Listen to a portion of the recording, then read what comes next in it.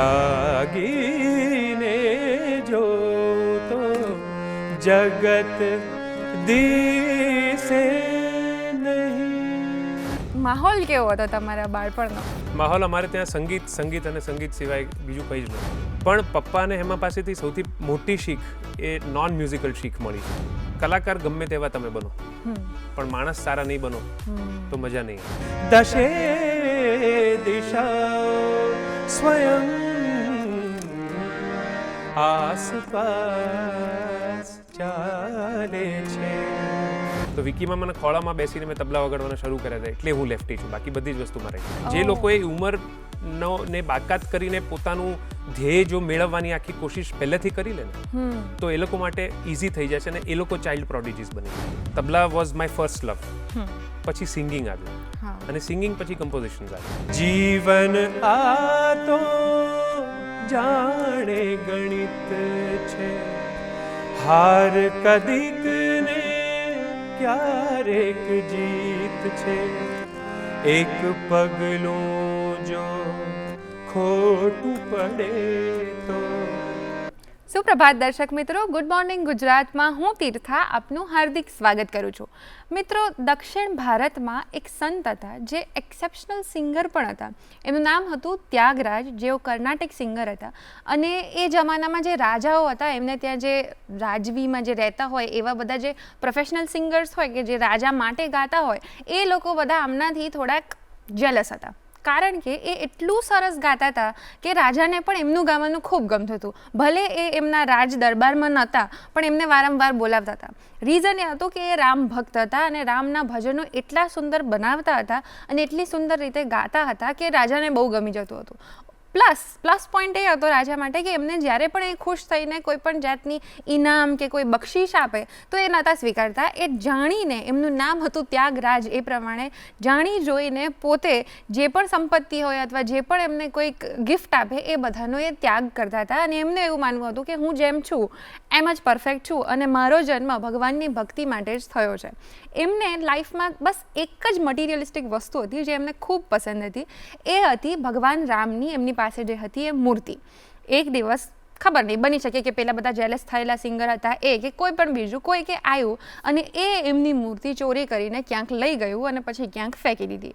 તો એ એટલા દુઃખી થઈ ગયા કે એમની અંદરની જે પણ લાગણીઓ હતી, દુઃખ હતું કે જે પણ એ ફીલ કરી રહ્યા હતા ને એ બધું એમણે એક સંગીતના સ્વરૂપમાં બહાર કાઢી દીધું.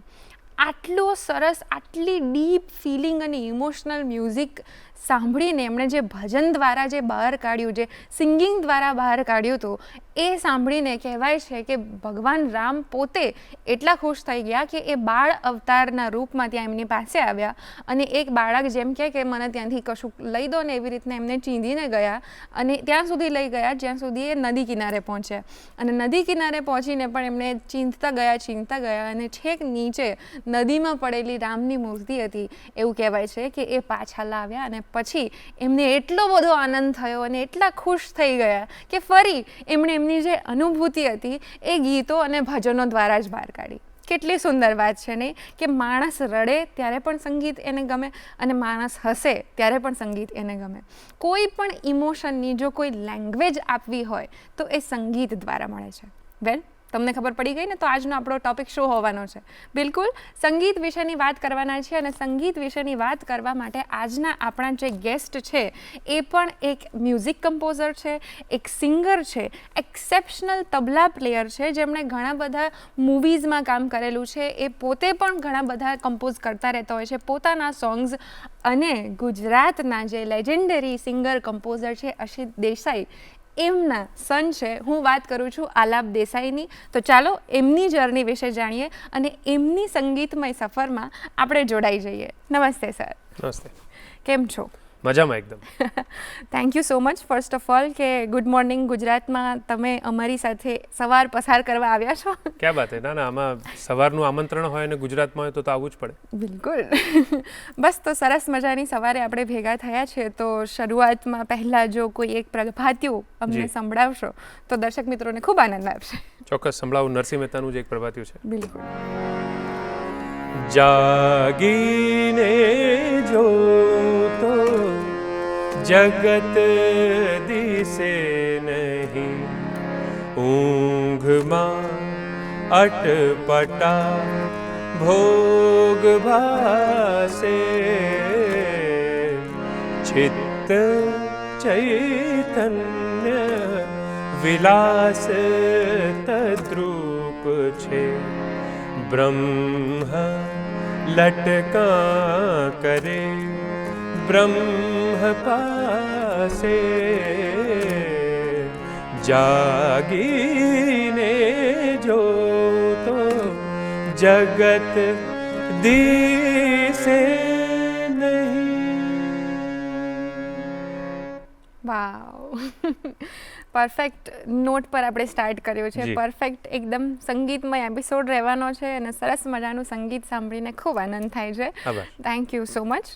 અને શરૂઆતથી જ આપણે શરૂઆત કરીએ તમારી જર્નીની પણ. જી. તો તમે ઓલરેડી એક મ્યુઝિકલ ફેમિલીમાં બોર્ન થયા છો, તો તમારું બાળપણમાં મ્યુઝિક સંકળાયેલું જ હશે. બિલકુલ. તો માહોલ કેવો હતો તમારા બાળપણનો?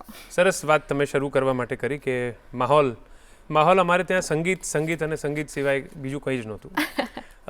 કોઈ પણ ફાઇનાન્સની કે સ્ટોકની કે મ્યુચ્યુઅલ ફંડની કે શેર્સની કોઈ વાત નહોતી થતી.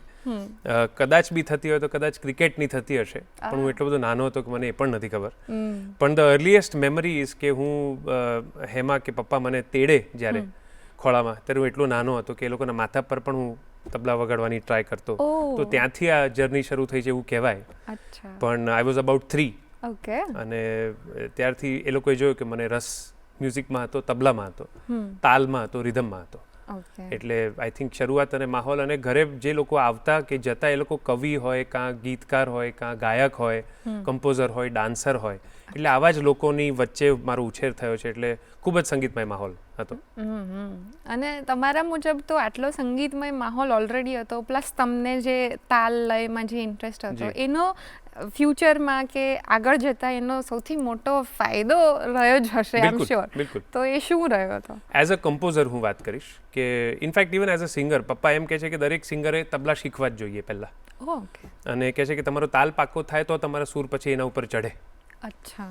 તો આઈ એમ વેરી ગ્લેડ કે મારી શરૂઆત પણ તબલાથી જ થઈ હતી, અને પપ્પાની શરૂઆત પણ તબલાથી જ થઈ હતી. ઓકે. પંડિત સુધીર કુમાર સક્સેના બરોડામાં જે રહેતા હતા, એમની પાસે પપ્પા તાલીમ લેતા તબલાની. થોડીક તાલીમ લીધી હતી, પણ જ્ઞાન છે એમને. એટલે એ પણ જ્યારે કમ્પોઝ કરે ત્યારે એમના ગીતોમાં પણ તમને લય અને તાલબદ્ધ જે વાતો છે તે તમને ખ્યાલ આવે. એવી રીતે જ મારા કમ્પોઝિશન્સમાં પણ. અને હું ડાન્સ માટે પણ ઘણું કમ્પોઝ કરું છું. અચ્છા. તો કથક હોય, ભરતનાટ્યમ હોય, તો એમાં પણ મારી તાલની જે થોડીક સૂઝ સમજ છે એને હું વાપરી શકું છું. હા, ઓબ્વિયસલી એ હેલ્પફુલ તો રહી છે કે બીકોઝ રિધમ પર જ આખી વર્લ્ડમાં પણ એવું કહે છે કે આખું જે યુનિવર્સ છે એ પણ એક લય પર બેઝ છે, રિધમનો આસ્પેક્ટ છે, પાર્ટ છે. તો એ ઓબ્વિયસલી બહુ જ જરૂરી રહ્યું હશે અને છે જ. તો એ સિવાય જેમ તમે કહ્યું કે આટલા સરસ તમારા પિતાજી હતા, એ પણ કમ્પોઝર છે, તો એમના તરફથી તમને એઝ અ કમ્પોઝર કોઈક શીખ મળી હોય, ઓબ્વિયસલી થ્રુ આઉટ રહી હશે, પણ કોઈ એવી એક યાદગાર કે એ જે પિન પોઈન્ટ કરીને કહી શકીએ છીએ કે આ મને કહ્યું હતું ને હજી તમે વાપરતા હો, એ કઈ હશે? સો આપણે એક્સપેક્ટ કરીએ કે એક કમ્પોઝર પિતા હોય, એક ગાયક માં હોય, તો એ લોકો તમને મ્યુઝિકલ શીખ આપે, એ બહુ વ્યાજબી વસ્તુ લાગે છે, પણ એટલી વ્યાજબી છે નહીં. અચ્છા. અને એમાં મજા એ છે કે પપ્પા સાથે એકે દિવસ હું હાર્મોનિયમ કે ગીત લઈને બેઠો નથી. ઓહ. સો એ મજાની વાત છે. હેમાએ શરૂઆતમાં મને કરાવ્યું હતું ગીત ગાયન, થોડોક અપ્રોચ, કારણ કે પહેલાં તો 20-21 વર્ષ સુધી મેં તબલા જ વગાડ્યા અને મારે ગાવું જ નહોતું. અને પછી જ્યારે થોડી બી શરૂઆત કરી ત્યારે હેમા પાસે હું બેસતો. પણ પપ્પા અને હેમા પાસેથી સૌથી મોટી શીખ એ નોન મ્યુઝિકલ શીખ મળી છે. અચ્છા. That I will share with you. કે એ લોકો કહે છે કે કલાકાર ગમે તેવા તમે બનો, પણ માણસ સારા નહીં બનો તો મજા નહીં આવે. બિલકુલ. So I think that is the biggest take I can say કે ભાઈ એ લોકો તરફથી મને મળી છે. અને they are leading by example. Right. એ લોકો પોતે પણ એટલા બધા સરસ વ્યક્તિઓ છે કે કોઈની સાથે વેર કે ઝઘડો કે આજ સુધી મેં લગભગ નથી સાંભળ્યું. અને મને પણ એવી જ ઈચ્છા છે કે we also live a very undisturbed life. બધા પોતપોતાનું કામ કરવા આવ્યા છે આ જગમાં, બધાને પોતપોતાની નામના, બધાને પોતપોતાનું કામ અને પૈસો મળશે જ. એમાં તમારા અણગમા કે ગમાથી બહુ ફરક નહીં પડે. તો એ જો તમે સમજી જાઓ, if you get the big picture, તો ઘણી આસાનીથી તમે જિંદગી જીવી શકો. બિલકુલ. અને સ્પીકિંગ ઓફ તમારું બાળપણ અને આટલી આપણે ઓલરેડી વાત કરી છે, તો આઈધર તમને બાળપણની યાદ અપાવતું અથવા પપ્પાનું કોઈ કમ્પોઝિશન જે તમને ગમતું હોય એવું કોઈ ગીત અમને જો સંભળાવી શકો. હું છે ને ગઝલોમાં થોડીક વધારે રુચિ રાખું છું. એ આગળ જતા તમારા કદાચ પ્રશ્નોમાં આવશે એટલે હું અત્યારે નથી ખોલતો. પણ પપ્પાની મને પહેલેથી અમે લોકો ઘરમાં ગઝલો જ વધારે સાંભળતા. એટલે ગુલામ અલી ખાન સાહેબ અમારા ઘરમાં 24 કલાક વાગતા જ, અને હજી પણ હું સાંભળું તો ગુલામ અલીજીને જ સાંભળું છું. પછી ઓફકોર્સ હરિહરનજી ને બધા તો છે જ, પણ બેજર અમે બધા, કારણ કે એમાં બે વસ્તુ છે, એમાં લયકારી પણ છે તારી ખાન સાહેબની અને ગુલામ અલીજીની ગાયકી તો ખરી જ. એટલે એનાથી પ્રેરિત મને પપ્પાના કોમ્પોઝિશન્સ ગઝલ્સમાં બહુ જ રુચિ. એટલે શોભિત દેસાઈની ગઝલ છે જરા અંધાર નાબૂદીનો, એનો એક મુખડું સંભળાવું છું. પપ્પાનું સ્વરાંકન છે. જરા અંધાર નાબૂદીનો દસ્તાવેજ લઈ અરે લો આગિયો સૂરજથી થોડું તેજ લઈ આવ્યો, જરા અંધાર નાબૂદીનો દસ્તાવેજ લઈ આવ્યો. વાહ, બહુ જ સરસ શબ્દો પણ છે.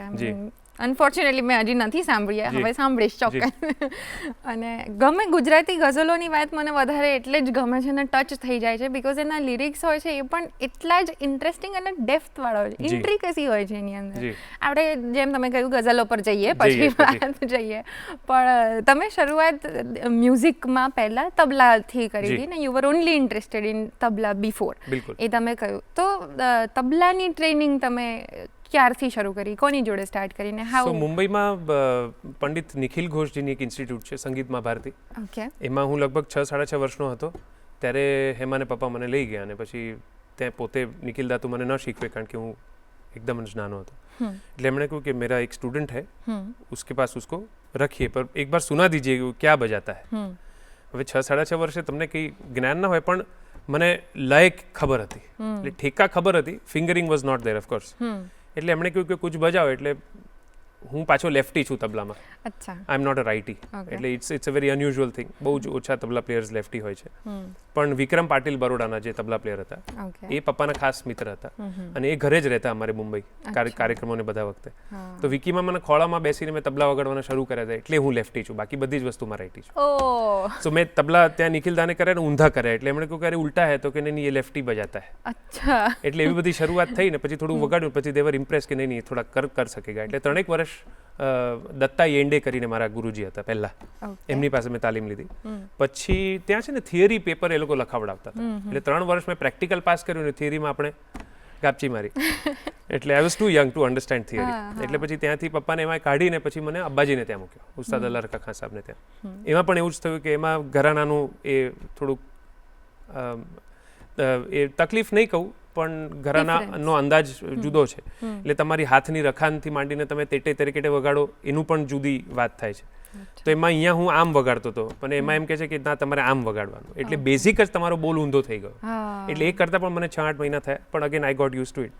અને અબ્બાજીને ત્યાં લગભગ 8-9 વર્ષ મેં તાલીમ લીધી તબલાની. અને ગુરુની વાત કરું તો હું કાયમ એક વાત કહું છું અબ્બાજી વિશે, કે એક એવા ગુરુ હતા કે જે આપવા માટે કાયમ તત્પર હતા, અને અમે એટલા બધા અક્કલમાં ઓછા હતા કે અમે એમની પાસેથી લઈ ન શક્યા.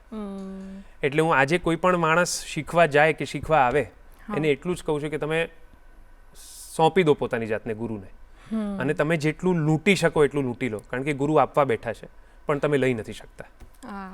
How deep.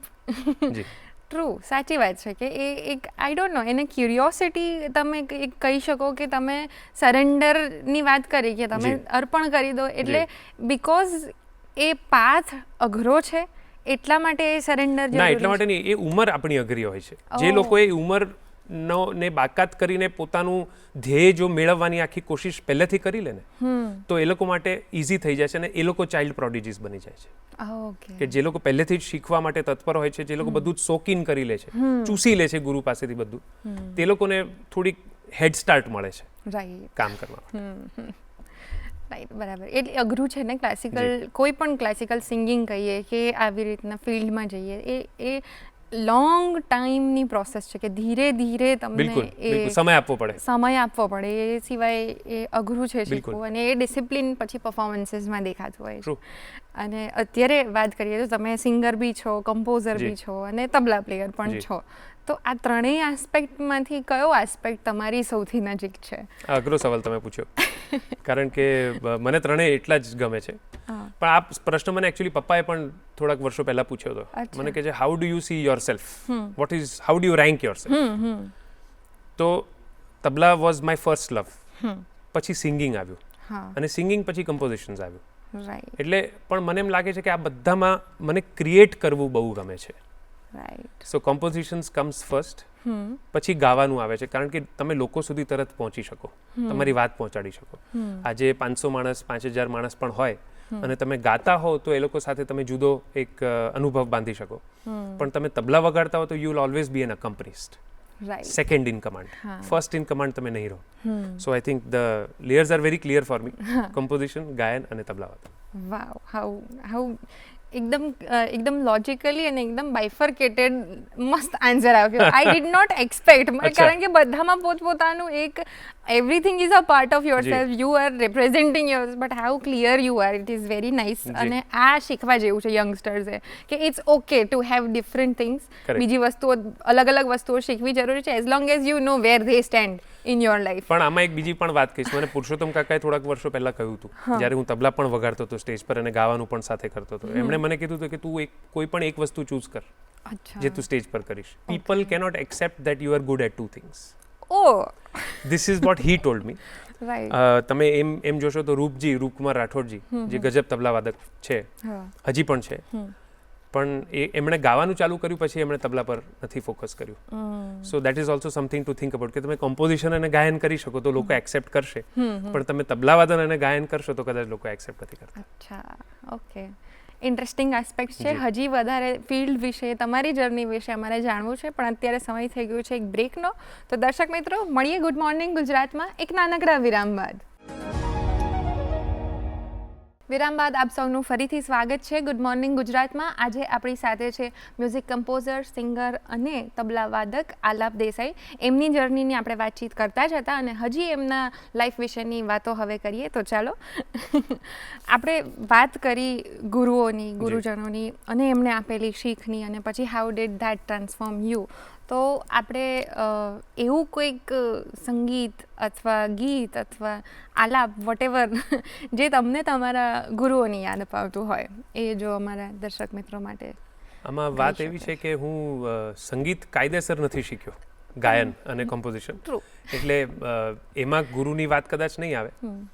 અને તબલા શીખ્યો છું, તબલા તો છે નહીં અત્યારે આપણી પાસે, પણ અગેન હું હેમા અને પપ્પાનું એક સ્વરાંકન સંભળાવું. બિલકુલ. કે જે મને બહુ જ ગમે છે. અગેન એક ગઝલ છે, રમેશ પારેખની ગઝલ છે, અને પપ્પાનું સ્વરાંકન છે.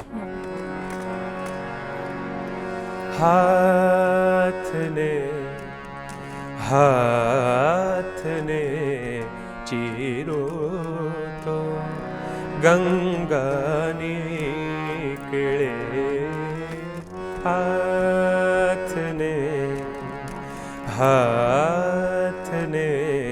ચીરો તો ગંગા નીકળે,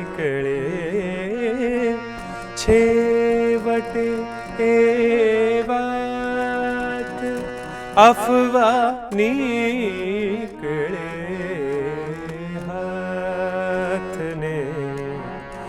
હાથને ચીરો તો ગંગા નીકળે.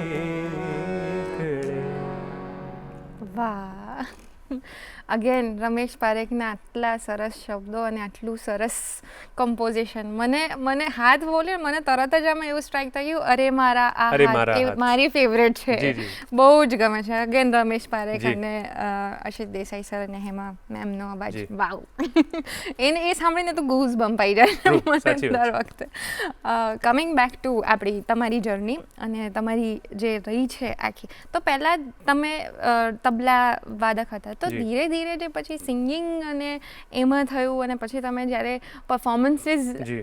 શરૂ કર્યા છે લાઈવ શોઝ શરૂ કર્યા છે તો એ જર્ની પહેલાં તો તમે તબલા તરીકે જી કર્યા બિલકુલ સો મને યાદ છે મેં ઓફિશિયલી તબલા પપ્પાને એમાં સાથે એક શોમાં વગાડ્યા હતા હું 13 વર્ષનો હતો ઓહ અને એ લોકોની અમેરિકાની ટૂર નક્કી થઈ હતી અચ્છા. તો યુઝ્યુઅલી તો વિકી મામા કે કોઈ જ જતું સાથે હમ. પણ આ વખતે પપ્પાએ કહ્યું કે આલાપ તું વગાડીશ એટલે મેં કહ્યું ના પાડવાનો તો સવાલ જ નથી અને એટલી અક્કલ પણ નહોતી કે પપ્પાને ના પાડી શકાય એટલે નક્કી કર્યું કે જઈશ અને પહેલો પ્રોગ્રામ આઈ થિંક અમારો ન્યૂ જર્સીમાં કે કશેક હતો આઈ કુડ બી મિસ્ટેકન અને ઇન્ટરવલની જસ્ટ પહેલાં ત્યાં ટેમ્પરેચરના હિસાબે બાયું વગાડી આપણે એટલું બધું ચઢી ગયું કે એને ઉતારવા માટે આમ જોરથી માર્યું ને તો અંદર કાણું પડી ગયું ઓહ તો ચાલુ પ્રોગ્રામમાં અને મારો ફર્સ્ટ એવી રીતે ઇન્ટરનેશનલ પ્રોગ્રામ અને આખું ઓડિયન્સ બેઠું હતું અને ચાલુ ગીતમાં જ હાથ બાયાની અંદર ઓહ ખાલી તબલા પર આખું ગીત તો કંઈક કરીને ચલાવ્યું ને પછી I was very nervous I could almost feel tears in my eyes એટલે હેમાં મને એમ કરીને આમ કરીને શાંત પાડતી હતી કે તું ચિંતા નહીં કર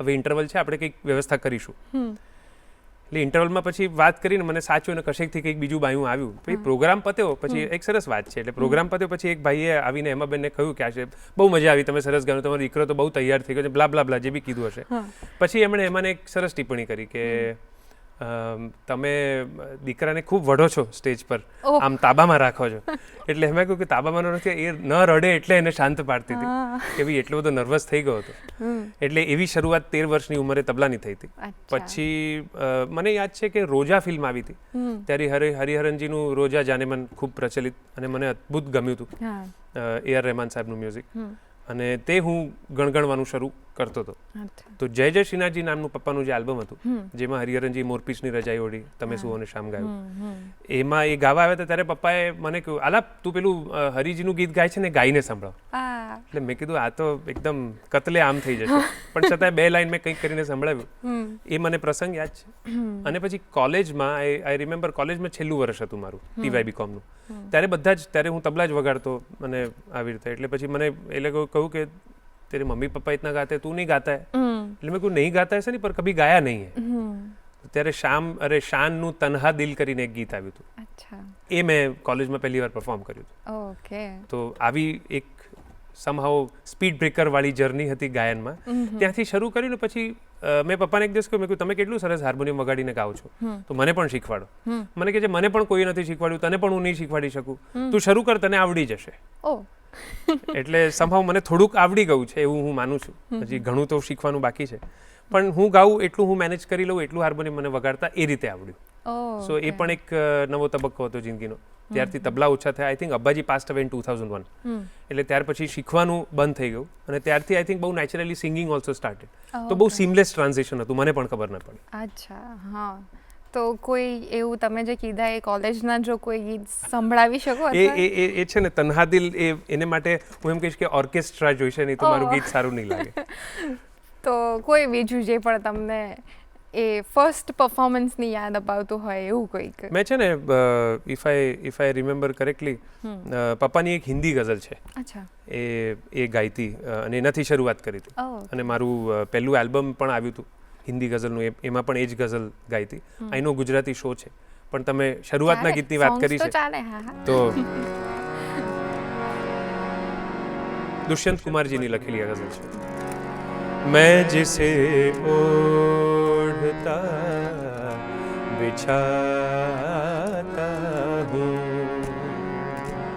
मैं जिसे ओढ़ता बिछाता हूँ वो गजल आपको सुनाता हूँ मैं जिसे ओढ़ता बिछाता हूँ. ખૂબ સુંદર, થેન્ક યુ. અગેન ભલે હિન્દી છે પણ આ lyrics of ghazal are too true to heart, એટલે બહુ જ અને એટલા સરસ ને સુંદર શબ્દો છે આ ગઝલ કે તરત જ સમજાઈ જાય, એમાં કંઈ એક્સપ્લેનેશનની જરૂર નહીં પડે. નહીં પડે, એ જ બહુ જ સરસ. તમે કહ્યું કે તમે બાળપણમાં તો તબલા વગાડતા હતા, ધીરે ધીરે પછી કોલેજમાં ક્યારેક ગાયું, તો કોલેજના ટાઈમમાં તમે નાટકોમાં પણ અમુક મ્યુઝિક કમ્પોઝ કરતા હતા અને કરતા હતા, તો કોલેજના ટાઈમના કોઈ એક કિસ્સો જો અમને શેર કરી શકો? તમે હવે પોલ ખોલવા પર આવી ગયા છો મને લાગે. કોલેજના ટાઈમમાં ઓફકોર્સ ઇન્ટર કોલેજિયેટ બધા પ્લેસ થતા હતા અને એમાં કદાચ બીજું કોઈ નહોતું જે આખું બીડું ઝડપે કે નહીં ચલો હું પણ મ્યુઝિક કરીશ, થોડું ગાઈ બી લઈશ, થોડું તબલા બી વગાડીશ, કદાચ પખાવાજના પણ 2-4 બોલ વગાડી લઈશ, બોલી લઈશ. તો એવી રીતે એક નાટક હતું અમારા કોલેજમાં અને એમાં એક છોકરી એક્ટિંગ કરતી હતી અને એ છોકરી સાથે પછી છેલ્લે લગ્ન પણ કરાવવા પડ્યા મારે. એટલે Sneha was acting in the play અને એમાંથી જ અમારી ઓળખાણ થઈ. That's the first time V spoke. અને આનાથી મોટો કિસ્સો મારી પાસે નથી હવે કોલેજનો કે જેમાં હું સંગીત આપતો શી વોઝ એક્ટિંગ અને one thing lead to another અને પછી here we are. Nice, right. અને નાટકોમાં તો અમને જોઈતા જ હોય એવા લોકો કે જે લોકો બહુ બધું કરી શકે પણ બહુ ઇઝીલી કરી શકે કારણ કે બહુ પૈસા ના હોય. ઇનફેક્ટ ઇન્ટર કોલેજમાં તો પૈસાનો સવાલ જ નહોતો. એવું હોય પણ નહીં, પણ છતાંય આમ એવું છે કે આ તું આ પણ કરી લે, તું આ પણ કરી લે, એ તો નાટકીય સ્વભાવ છે એવું કહી શકાય. So yes, and it is so lovely કે કોલેજના ટાઈમમાં નાટક through you met each other, life partner મળવું નાટકમાં, એ તો લાઈક લેજેન્ડરી વસ્તુ છે. બિકોઝ એવું કહેવાય છે કે you might not know a person on a regular basis but you can know everything about a person if you do a play with them. Correct. એટલે that truly happened with you. Absolutely. પહેલી વાર તો પછી આગળ જતા જ્યારે music ડિરેક્શનના જ્યારે તમે પ્રોજેક્ટ્સ લેવાના ચાલુ કર્યા અને શરૂઆત થઈ, તો ફર્સ્ટ એ મ્યુઝિક ડિરેક્શનનો પ્રોજેક્ટ મળ્યો હોય એ યાદ છે અત્યારે? બિલકુલ યાદ છે. ચાણક્ય ટીવી સિરિયલ જ્યારે આવી હતી ત્યારે એમના દિગ્દર્શક અને actor man doctor Chandraprakash Dwivedi હતા, જેનું સંગીત પપ્પાએ કર્યું હતું ચાણક્યનું. અને તે વખતથી અમારી સાથે ઘરોબોની ઓળખાણ બધી ડૉક્ટર સાહેબની. એટલે ડૉક્ટર સાહેબ 2004માં મારા લગ્નમાં આવ્યા હતા અને લગ્નમાં આવ્યા તો ખાલી હાથ આવ્યા હતા. એટલે એમણે મને, હું એમને પગે લાગ્યો ત્યારે એમણે મને આશીર્વાદ આપતા કહ્યું, મેં ગિફ્ટ નહીં લાયા હું પર 2-3 સાલ બાદ તુમકો એક બડી ગિફ્ટ દૂંગા. વાવ. એટલે પછી વાત કરીને અમે okay thank you so much એમ કરીને ભૂલી ગયા. પછી આઈ થિંક 2006 કે 2007માં ડૉક્ટર સાહેબનો મને ફોન આવ્યો, मैंने तुमको कहा था ना मैं तुमको गिफ्ट दूंगा, तुम्हारी गिफ्ट रेडी है, हमारी ऑफिस पे आ जाओ. એટલે હું એકદમ તત્પર હાલતમાં ત્યાં ગયો અને ત્યાં ડૉક્ટર સાહેબે કહ્યું કે હમ એક નઈ ટીવી સિરિયલ બના રહે हैं, ઉપનિષદ ગંગા. વાવ. જે ડીડી પર જ આવી હતી. રાઈટ. मैंने कहा उसका म्यूजिक तुम करोगे? मेरे को नेकी और पूछ पूछ. मेरे को of course I will do it. એટલે that's how my journey into TV serial started. Wow. અને it was a very big serial funded by Chinmay Mission. Correct. અને સ્વામી તેજોમયાનંદજી સાથે ખૂબ ચર્ચા કરી, ખૂબ વાતો કરી. એમણે ટાઇટલ મ્યુઝિકના સજેશન્સ પણ આપ્યા કારણ કે પોતે ખૂબ સંગીતમય છે અને સંગીતકાર છે, જાણે છે, ગાય પણ છે અને રાગોની પણ એમને પ્રોપર જાણ છે. એટલે એમની સાથે મને યાદ છે જે ઉપનિષદ ગંગાનું ટાઇટલ મ્યુઝિક હતું તે એમને ત્યાં જઈને સંભળાવ્યું, એમણે ઓકે કર્યું, પછી રેકોર્ડ કર્યું. First project. Wow, very nice. અમે બાળપણમાં જોતા હતા એ મને હવે યાદ આવ્યું અને અત્યારે આમ એનો ટાઇટલ ટ્રેક વાગવા લાગ્યો થોડો. How nice. અને વાવ, તો હું તો આજે બહુ લકી છું કે I got to talk to you. Thank you so much. આપણે કમ્પોઝિશન્સની જ વાત કરીએ છીએ. ફર્સ્ટ પ્રોજેક્ટ ઓફ કમ્પોઝિશન તો યાદ હોય ને પછી પણ તમે ખાસું આગળ જતા કામ કર્યું છે, પણ પર્સનલી પોતાના તમને ગમતા હોય એવા ગઝલો અને ગીતોના પણ કમ્પોઝિશન્સ કર્યા છે, તો કોઈ એવું કમ્પોઝિશન છે કે જે તમને ખૂબ સેટિસ્ફેક્શન મળ્યું હોય? કોઈક એવું છે ને? 4 એલ્બમ છે મારા, એમાંથી 40 ગીતો. વાવ. પણ હા, એકાદની વાત કરું તો મારું અને પપ્પાનું એક સાથે એલ્બમ છે ગઝલ રૂહાની કરીને. એમાં જવાહરભાઈની ગઝલો 8 અમે લીધી છે. 4 મેં કમ્પોઝ કરીને ગાઈ છે અને 4 પપ્પાએ કમ્પોઝ કરીને ગાઈ છે. એમાંથી એક મારી ખૂબ જ પ્રિય છે, એની 1-2 લાઈન સંભળાવો.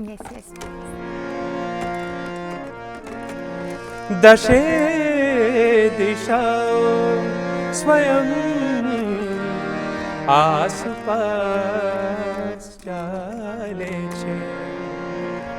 દશે દિશાઓ સ્વયં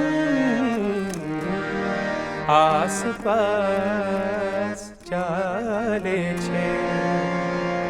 શરૂ થયો નથી તો પણ શરૂ થયો નથી તો પણ પ્રવાસ ચાલે છે.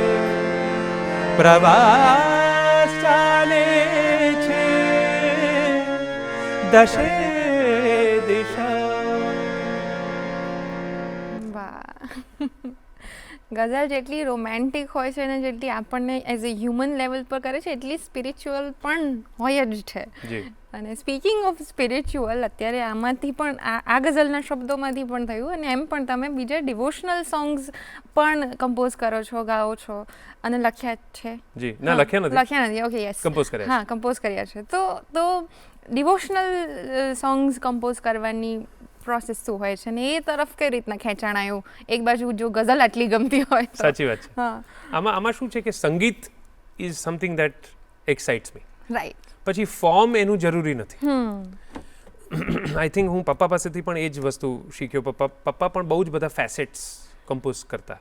ડાન્સ માટે કરતા, ટીવી માટે કરતા, લાઈવ કરતા, બેલે કરતા, લાઈવ શોઝ કરતા.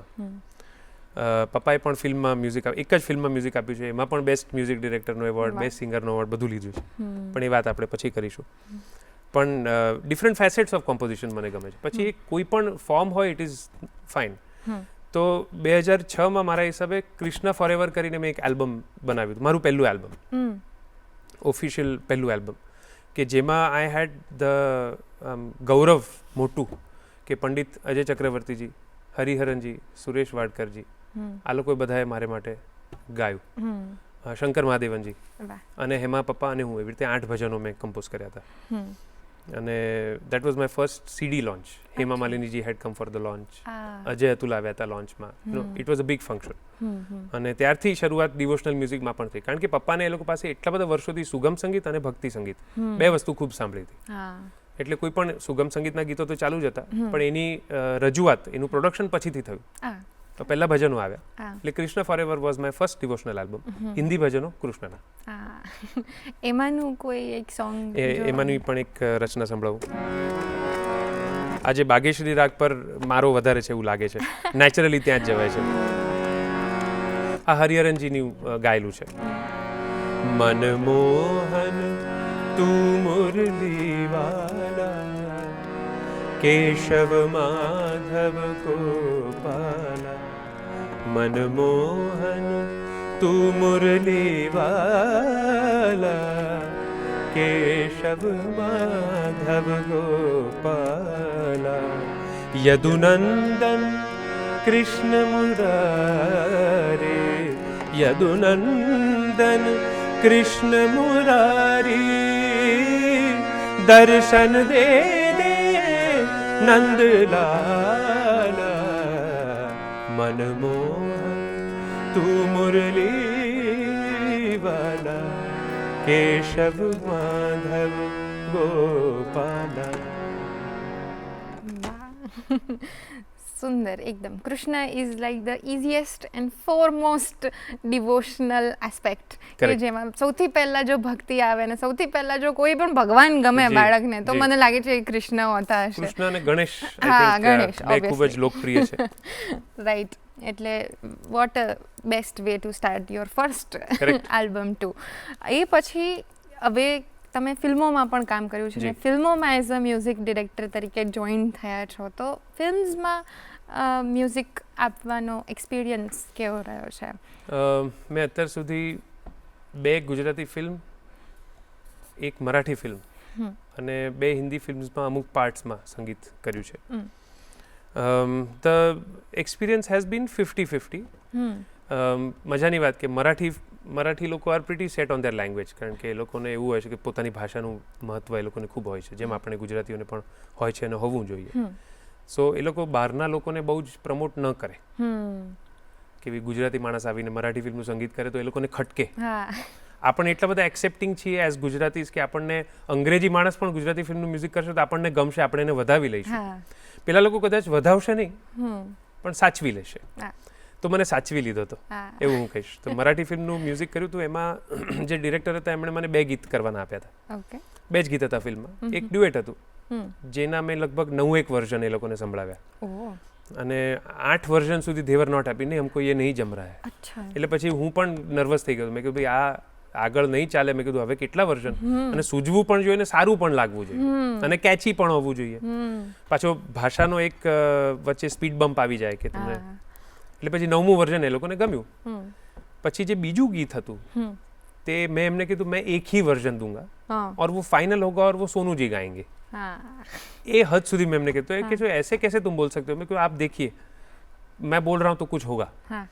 એટલે એનું એક જ કોમ્પોઝિશન થયું. એમને સંભળાવ્યું. એમની પાસે ઓપ્શન જ નહોતું કે રિજેક્ટ કરે. એટલે સંભળાવ્યું અને વી ગોટ સોનુ નિગમજી ટુ સિંગ. ઓકે અને મજાની વાત એ છે કે ફિલ્મ રિલીઝ થઈ 15 દિવસ ચાલી થિયેટરમાં, વધારે ચાલી નહીં અનફોર્ચ્યુનેટલી. વેરી ગુડ ફિલ્મ પણ સમાવ એનું ટાઈમિંગ નહોતું જામ્યું બરાબર. અને હમણાં છેલ્લા 2 વર્ષ પહેલા જ્યારે 2020ના એવોર્ડ્સ અનાઉન્સ થયા, નેશનલ એવોર્ડ્સ, એમાં સોનુજી won best singer for that song. Yes એટલે interesting trivia for that song. અને ઇન જનરલ ફિલ્મ્સમાં કમ્પોઝ કરવાની મજા આવે છે પણ આમાં શું છે કે તમારે એક સ્ટોરીને એક સીનને સેટ થઈને તમારે કમ્પોઝ કરવું પડે. એટલે એને માટે તમારી પાસે એટલી બધી છૂટ થોટની નથી હોતી. You have to go by their thought. Correct. એટલે એમાં સહેજ બંધન લાગે છે, મજા આવે છે પણ ઇટ્સ નોટ લાઈક કે તમને ઈચ્છા થઈને તમે ગઝલ બનાવી દીધી, તમને જે ગમે તે રાગમાં જે લયમાં, એવું નથી. એ લોકોને ગમે એ પણ જોવાનું. Right right. તો આ જે તમે વાત કરી કે અત્યારે જે બીજું વાળું કમ્પોઝિશન હતું એ જો તમને યાદ હોય એમાં છે ને મરાઠી શબ્દો છે ને હું મરાઠી ખોટું જ ગાઈશ એટલે વી વિલ સ્કીપ ધેટ પણ we'll go to the next. તો કોઈ પણ તમારી આટલી ફિલ્મ્સમાં જ્યાં પણ તમે કોઈ બી સોંગ, કોઈ એક ફિલ્મની ગીત જો ઓકે શેર કરી શકો તો નટ સમ્રાટ કરીને મારી જે ગુજરાતી ફિલ્મ આવી હતી, પહેલી મારી ફિલ્મ જેમાં મેં સંગીત કર્યું હતું, એમાં એક ગીત ડ્યુએટ મેં શ્રેયા ઘોષાલજી સાથે ગાયું હતું, ઝટ જાઓ ચંદન હાર લાવો. એનું વર્ઝન અમે લોકોએ કર્યું હતું. વાવ. સો એ બહુ યાદગાર પળ છે. અને પછી એક ગીત મેં સોલો જે ટાઇટલ હતું કે જીવન આ તો જાણે ગણિત છે, દિલીપ રાવળના શબ્દો છે અને મારું સ્વરાંકન છે.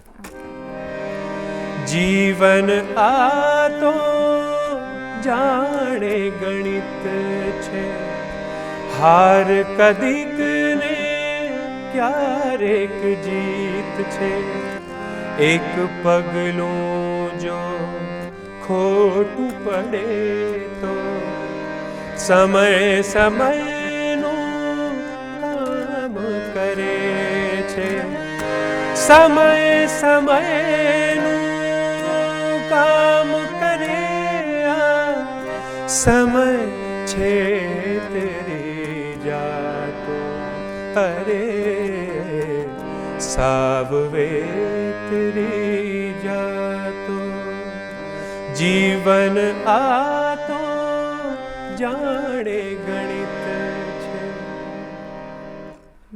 આ ગીત હતું. અગેન બહુ જ સુંદર કમ્પોઝિશન છે.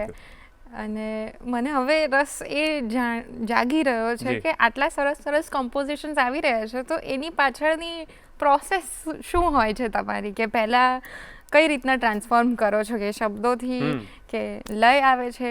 ના, it's again a good question. કારણ કે હું ટ્રેડિશનલ મારી જાતને ગણું છું કમ્પોઝર. સો મને 2 વસ્તુ બહુ ગમે છે કે શબ્દો મારા હાથમાં હોય અને કોમ્પોઝિશનમાં સ્ટ્રક્ચર હોય, એટલે એક ફ્લો હોય અને એક મેથડ ટુ ધ મેડનેસ જેને કહીએ છીએ ને, કે ભલે તમે એક્સેન્ટ્રિક હો કે ભલે તમે ગાંડા હો પણ એમાં પણ એક શિસ્ત હોય, એટલે મેથડ ટુ ધ મેડનેસ. અને મને શબ્દો હોય તો મને સૂજે છે કમ્પોઝિશન.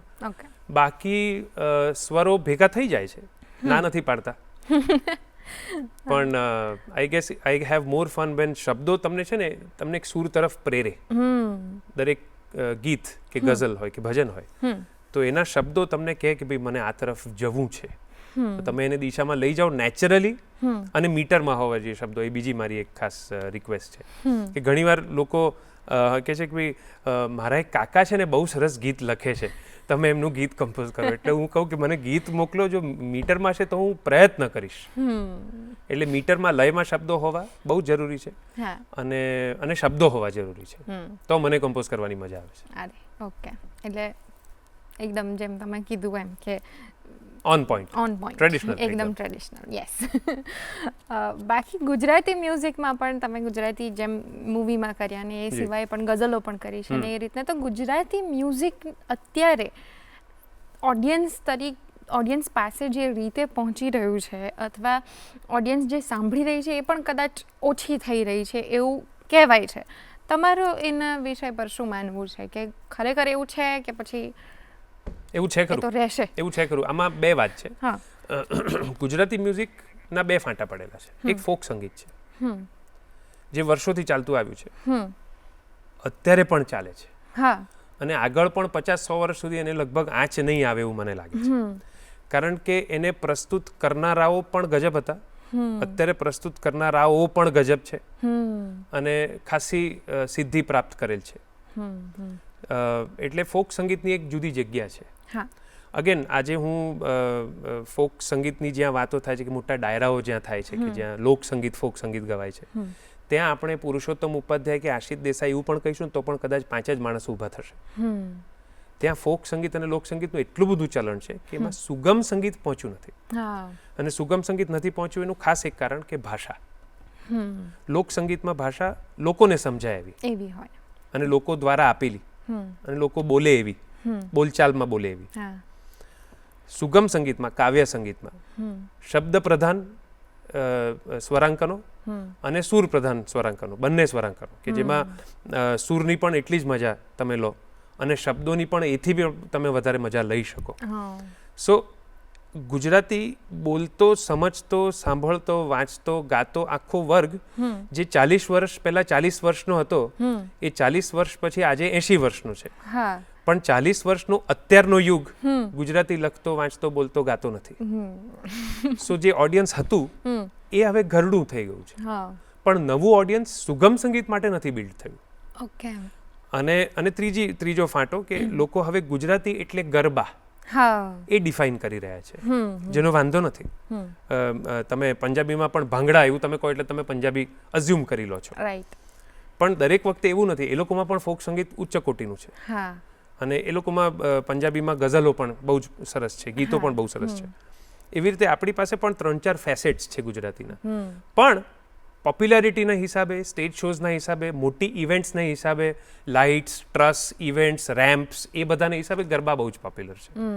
સો તમે મારી ઓળખાણ તમે આપો તો એકચ્યુઅલી કાવ્ય સંગીત ગઝલકાર. હવે શું કરો છો? બધું જ ગાઈએ છીએ, પણ ઓરિજિનલ ઓળખાણ કાવ્ય સંગીત કે ગઝલ કે એવું તમે કહો તો અમે ગુજરાતી તરીકે આ મારી ઓળખ છે. રાઈટ.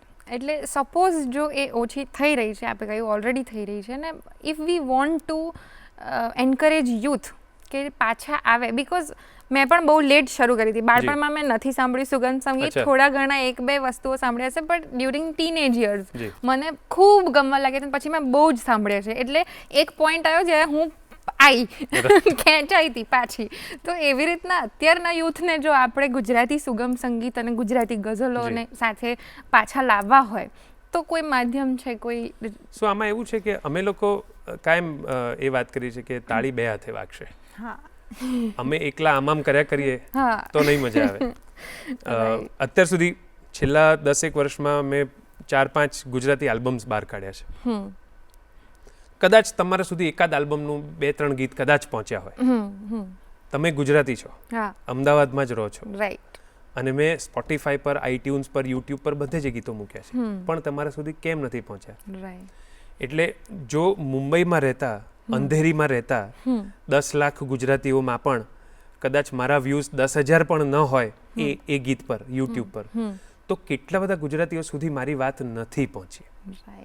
અને બીજી વસ્તુ શું છે કે આજે કોઈ પણ એક તમે યુટ્યુબ પર જાઓ, કોઈ પણ મારો છોકરો, મારો 16 વર્ષનો કવિત પણ આજે યુટ્યુબ પર જાય તો એ સ્ક્રોલ કરતો હોય તો મે બી દીપિકા પાદુકોણ કે કટરીના કૈફ કે આલિયા ભટ્ટનું કોઈ ગીત આવે તો એના ઉપર પહેલાં ક્લિક કરશે. મને આમ ગાતો જોશે તો મારા ઉપર કદાચ ક્લિક કદાચ નહીં કરે, અથવા કદાચ કરે પણ ત્રીજો કે ચોથો મારો નંબર આવશે ને 1 મિનિટ સાંભળીને સરસ છે પપ્પા એમ કરીને મને ખુશ કરશે. સો આમાં એવું છે કે તમે કેટલું લડશો, કયા લેવલ પર તમે લડશો. એક તો તમે રિજનલ છો, so you don't have those kind of video budgets. True. અને તમે વિડીયો બંને સાથે મૂકો આલિયા ભટ્ટને અને મને, તો મને નથી લાગતું મને 5 કે 6 થી વધારે વ્યૂઝ મળે. અરે એટલે it's not about music, correct. It's about seeing your. હવે લોકો મ્યુઝિક જુએ છે, મ્યુઝિક સાંભળતા નથી, રાઈટ. એ પણ એક છે. અને બીજું કે લોકોનું એક્સેપ્ટન્સ ગુજરાતી પર અઘરા શબ્દો પર, અર્થ ન સમજાય એવા શબ્દો પર નથી. કદાચ એ ભાષાનું મહત્વ આવશે તો પછી ભાષાની ઉપરથી બનેલા ગીતોનું મહત્વ. અને પછી હવે ગીતો આવે છે તે વોટર ડાઉન વર્ઝન ગુજરાતીના આવે છે, એ પાછા કાવ્ય સંગીતમાં તમે ગણી શકો. રાઈટ, યુ રાઈટ, એકદમ સાચે. અને હવે towards the end of the episode આપણે જઈ રહ્યા છે, તો અમે રેપિડ ફાયર રાઉન્ડ જેવું એક રમતા હોઈએ છીએ. તો ક્વિક અને શોર્ટ આન્સર્સ આપવાના હોય છે. બંને અઘરા પણ આવડી જાય, ઇઝી છે એટલા માટે. અને ગેમ છે, it's not even a task. તો રમીએ આપણે. ઓકે. હાર્મોનિયમ કે તબલા? તબલા. ક્લાસિકલ મ્યુઝિક કે સુગમ સંગીત? સુગમ સંગીત. રેકોર્ડિંગ સ્ટુડિયો કે live concert? Recording studio. Okay. Morning રિયાઝ કે late night creativity? Absolutely late night creativity. Okay. ગઝલ કે ભજન? ગઝલ. ગુજરાતી મ્યુઝિક કે Bollywood music? Gujarati music obviously. Youngsters માટે અત્યારે જે રીલ્સ વાયરલ થઈ જાય છે ને તરત સિંગિંગ મળી જાય છે ને રાતોરાત, તો એ લોકો માટે ફેમ જરૂરી છે કે ઇનર સેટિસ્ફેક્શન વધારે જરૂરી? એ લોકો માટે ફેમ જરૂરી છે. અમે હજી ઇનર સેટિસ્ફેક્શન વાળી છેલ્લી પેઢી છે. ઓકે. એક રાગ જે વારંવાર ગાવાનું તમને મન થાય છે? ચારુકેશી. ઓકે. એક ગીત જે ક્યારેય જૂનું નથી લાગતું? જૂનું તો થયું રે દેવર. એ મારું ફેવરેટ છે. I wish that was my would have been. What's yours? મને લાગે છે કે મારી જે ગઝલ છે દશે દિશાઓ મને ખૂબ ગમે છે. યસ. ઓકે. તમારા જીવનમાં મળેલી સૌથી મોટી અથવા સૌથી ઇમ્પોર્ટન્ટ શીખ કઈ છે?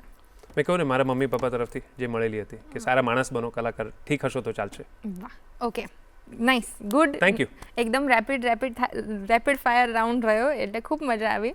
અને લાસ્ટલી, જો તમે કોઈ અસ્પાયરિંગ સિંગર અથવા મ્યુઝિશિયન હોય અથવા લેમેન હોય જેમને સંગીતમાં રસ હોય, એવા મારા દર્શક મિત્રોને જો તમે કોઈ એક મેસેજ આપવા ઈચ્છો તો એ શું હશે?